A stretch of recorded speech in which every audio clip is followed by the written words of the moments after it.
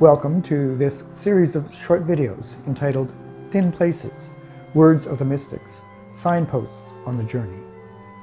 My name is Roger Bond, and I'll be your host as we ponder the words of some of those people, past and present, who search for and explore the sacred spirit from a perspective of awe, wonder, and mystery.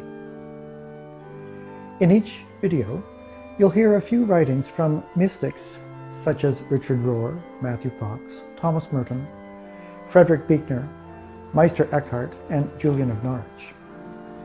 After each quotation, I'll leave you to sit with it, to ponder its meaning for you, while I provide music that I feel will be conducive to using those words to go deeper, to search for those thin places where you may touch and be touched by the sacred spirit as you follow your journey to the sacred.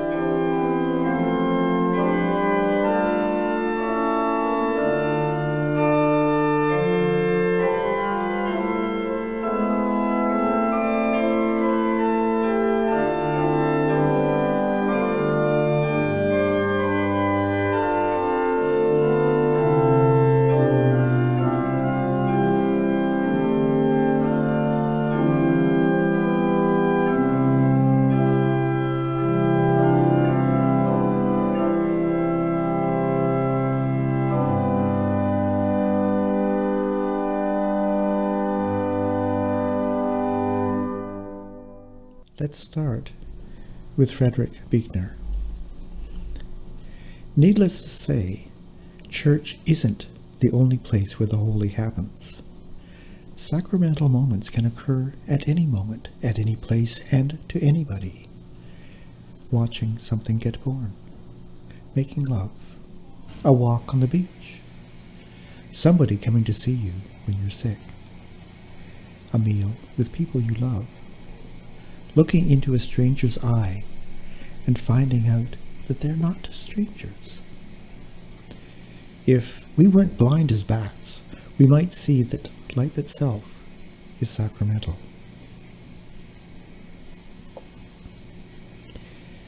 And similarly from Matthew Fox. The divine is within all things, as all things are within the divine. Panentheism marks the age, and with it a reawakening to the sacredness of all matter and energy. We all share beauty. It strikes us indiscriminately. There is no end to the beauty for the person who is aware. Even the cracks between the sidewalk contain geometric patterns of amazing beauty. If we take pictures of them and blow up the photographs, we realize we walk on beauty every day, even when things seem ugly around us. And we'll sit with those thoughts for a few moments.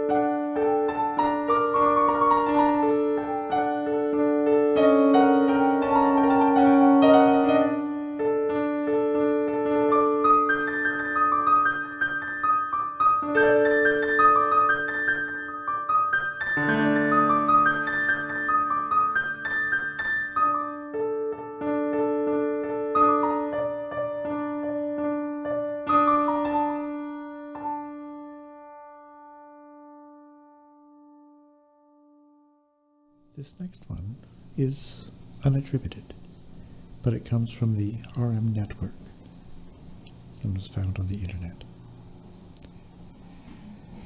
There are a lot of theologies of suffering out there. Sometimes, for people who've experienced inexplicable pain, it becomes possible to believe that God caused that suffering. If you're hurting today in the wake of a hurricane or because of loneliness, misunderstanding, oppression, lack, or any other reason, God didn't send that storm. God does not test our love with pain. God is with you in that pain, feeling it, soothing it, challenging us to be in solidarity with you.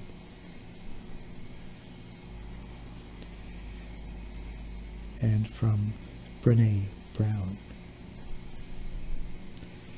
I went to church thinking it would be like an epidural, that it would take the pain away. But church isn't like an epidural. It's like a midwife. I thought faith would say, I'll take away the pain and discomfort. But what it ended up saying was, I'll sit with you in it.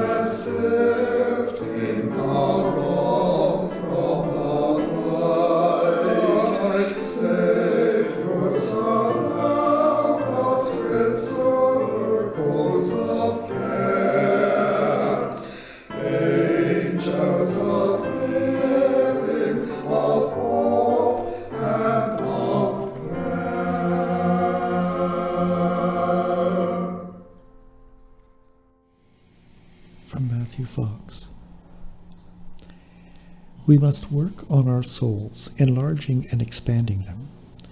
We do so by experiencing all of life, the beauty and the joy, as well as the grief and pain. Soul work requires paying attention to life, to the laughter and the sorrow, the enlightening and the frightening, the inspiring and the silly.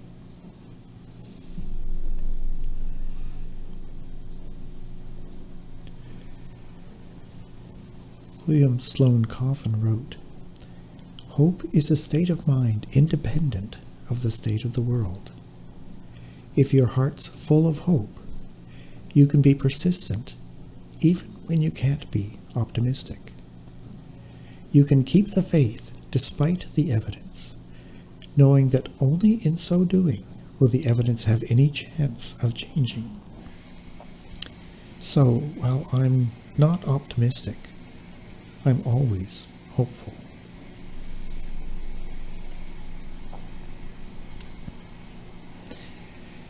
And Wendell Berry says, "When despair for the world grows in me, and I wake in the night at the least sound, in fear of what my life and my children's lives may be, I go and lie down where the wood drake rests in his beauty on the water, and the great heron feeds.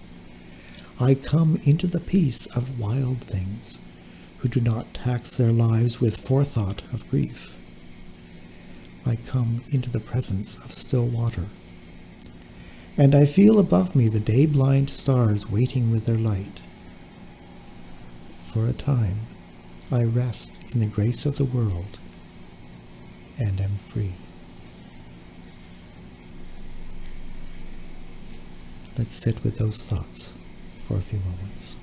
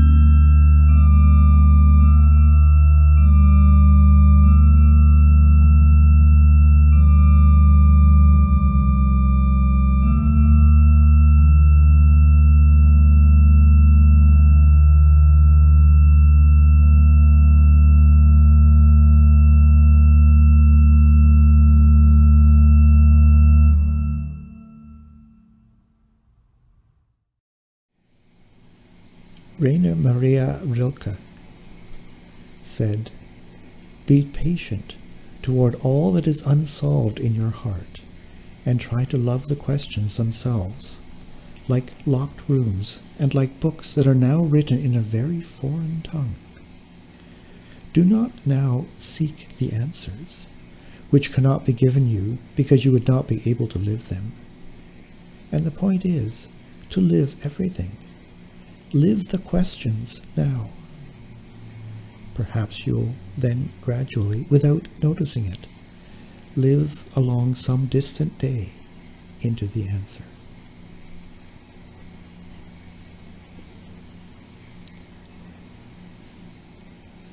And we'll close with a quote from author, feminist, and social justice activist L.R. Nost. "Do not be dismayed by the brokenness of the world. All things break, and all things can be mended, not with time, as I say, but with intention. So go, love intentionally, extravagantly, unconditionally. The broken world waits in darkness for the light that is you."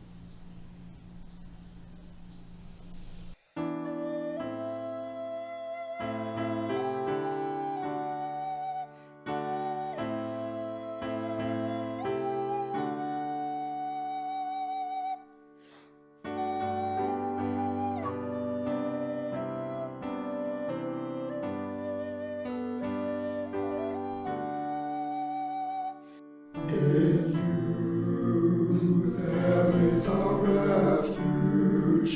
In you we find our peace. When all we know is chaos, may our trust in you increase. In you there is a silence. In you our minds are clear. When all we hear is discord, may your quiet draw us near. I hope that you found something of value in the words, the music, the images that we've sat with today. Please join me again in about 2 weeks for another video in the series Thin Places, Words of the Mystics, Signposts on the Journey.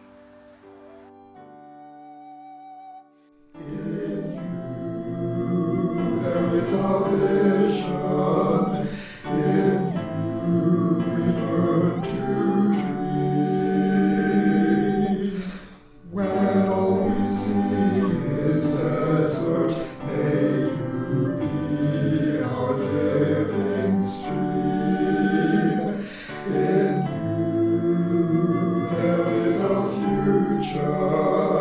In you we find our way. When hope has shed its brightness, may you show